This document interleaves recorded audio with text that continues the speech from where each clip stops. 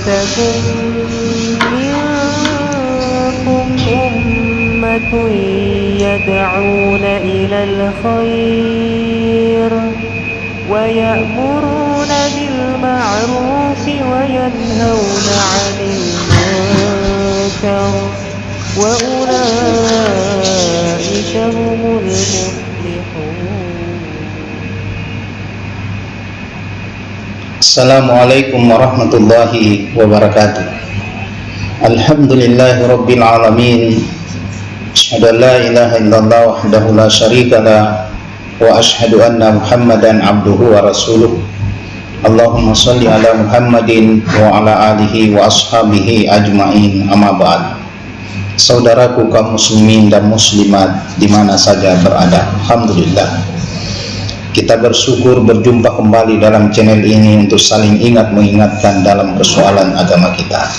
Salawat dan taslim kepada Nabiullah Muhammad sallallahu alaihi wasallam, Nabi yang senantiasa kita jadikan sebagai kedua, sebagai contoh, sebagai suri teladan dalam kehidupan kita.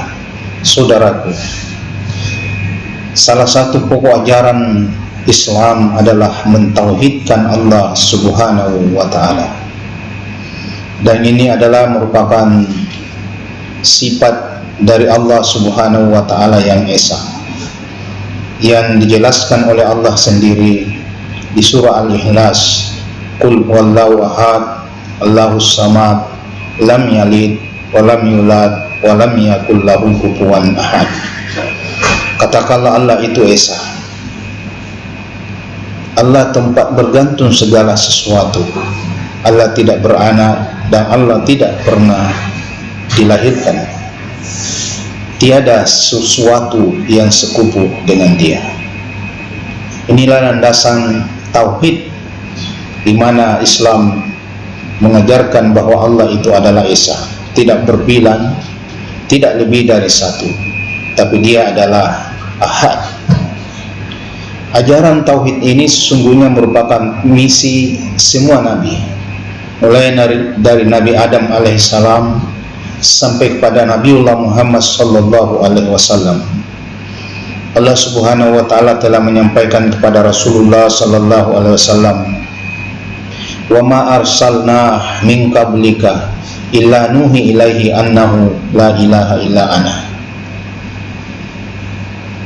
Saya tidak mengutus seorang rasul sebelum engkau wahai Muhammad, kecuali saya wahyukan kepadanya, oh tidak ada Tuhan, tidak ada ilah selain saya, kata Allah Subhanahu wa ta'ala. Ayat ini menegaskan bahwa misi para nabi, mulai dari Nabi Adam sampai Rasulullah sallallahu alaihi wasallam, misinya adalah satu, yaitu mentauhidkan Allah Subhanahu wa ta'ala atau mengesahkan Allah Subhanahu wa ta'ala. Lawan dari mengesahkan Allah Subhanahu wa ta'ala adalah syirik, yaitu menduakan Allah Subhanahu wa ta'ala. Syirik ini tentu mereka percaya kepada Allah, tapi mereka juga percaya kepada bukan Allah Subhanahu wa ta'ala, dan mereka menjadikannya setara atau sebanding, andada, yang disebut oleh Allah andada. Mereka menjadikan tandingan-tandingan kepada Allah Subhanahu wa ta'ala. Dalam tandingan itu dia wujudkan dalam bentuk ibadah. Mereka menyembah Allah Subhanahu wa ta'ala, tapi mereka juga menyembah yang lain. Mereka menyembah Allah, tapi mereka menyembah patung, menyembah pohon, menyembah binatang, menyembah benda-benda yang diciptakan oleh Allah Subhanahu wa ta'ala di atas muka bumi ini. Di samping itu ada orang syirik fil akidah, yaitu orang yang mengakui bahwa ada Allah selain, ada Tuhan selain Allah Subhanahu wa ta'ala. Mereka meyakini bahwa Tuhan itu mampu memberi rezeki, mampu memberi jodoh, mampu memberi kekuatan dan sebagainya.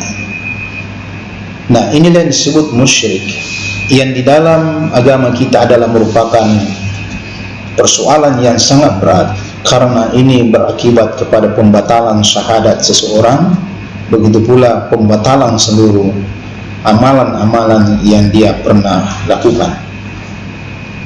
Ada beberapa bahaya yang bisa ditimbulkan musyrik ini. Pertama, larangan untuk menikahi kalau dia adalah seorang wanita, dan tentu kalau dia seorang laki-laki dilarang untuk diterima pinangannya. Hal ini disampaikan oleh Allah Subhanahu wa taala di dalam surah Al-Baqarah ayat 221. La tunkihul musyrikati hatta yu'minna. Janganlah engkau menikahi wanita itu sampai dia beriman betul. Ini juga bisa dibalik. Jangan terima pinangan laki-laki yang musyrik sampai dia bisa atau dapat beriman dengan baik atau tauhidnya bagus. Yang kedua, bahayanya kedudukan orang musyrik itu disamakan dengan penzina dalam hal pernikahan, dan keduanya tidak boleh dinikahi menurut Allah Subhanahu wa taala di dalam surah An-Nur ayat 3. Sampaikan la tunkihul di situ disampaikan oleh Allah az-zani la yankihu illa zaniyatan aw musyrik. Jadi seorang penzina tidak menikahi kecuali sesamanya penzina atau orang musyrik. Kemudian ditutup ayat itu dengan larangan Allah, pengharaman Allah, wa harrama zalika 'alal mu'minin. Terhadap penzina, terhadap orang musyrik itu diharamkan untuk dinikahi bagi orang-orang mukmin.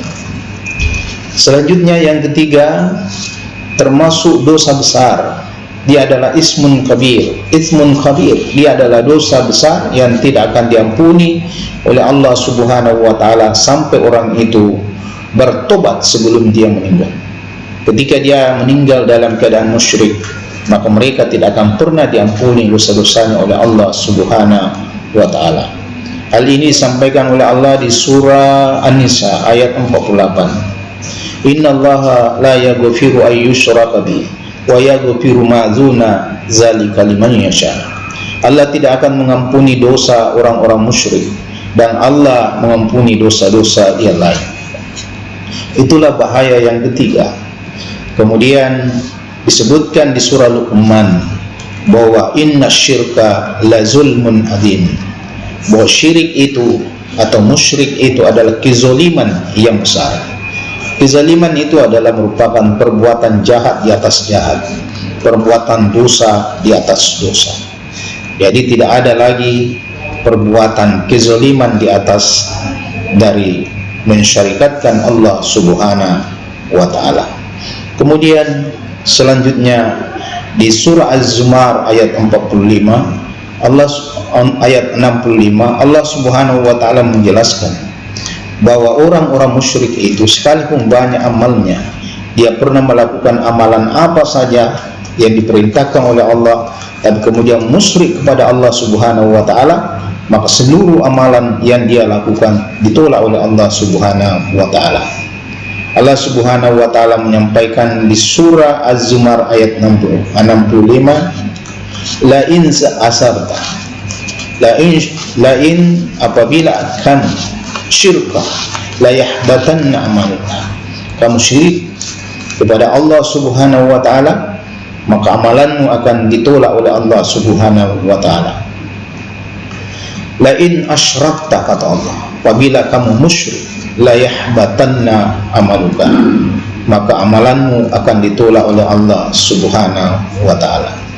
Kemudian tentu nanti di akhirat terakhir Allah Subhanahu wa taala mengancam akan ditempatkan mereka bagi orang-orang musyrik itu di dalam api neraka. Itulah yang kita baca di surah Al-Bayyinah misalnya ayat 6. Allah Subhanahu wa taala menyampaikan, innal ladzina kafaru min ahli kitab wal musyrikina fi nari jahannam khalidina fiha. Jadi orang-orang dari ahli kitab dan orang-orang musyrik itu mereka akan ditempatkan di dalam api neraka, khalidina, mereka kekal di dalamnya. Oleh karena itu hindarilah penyakit musyrik ini, karena dia akan menggerogoti akidah kita, menggerogoti iman kita, dan tentu pada akhirnya kita tidak akan mendapatkan ampunan dari Allah Subhanahu wa taala. Bahkan kita akan dijebloskan oleh Allah sebagai ganjaran kemusyrikan kita yaitu ke dalam api neraka Jahannam. Semoga kita semua terhindar dari mensyarikatkan Allah Subhanahu wa taala, sehingga kita terbebas dari ancaman Allah Subhanahu wa taala. Demikian, semoga bermanfaat. Jika ada kebenaran datangnya dari Allah, jika ada kekeliruan datangnya dari saya pribadi. Nasrun minallahi wa fathul qarib. Wassalamualaikum warahmatullahi wabarakatuh.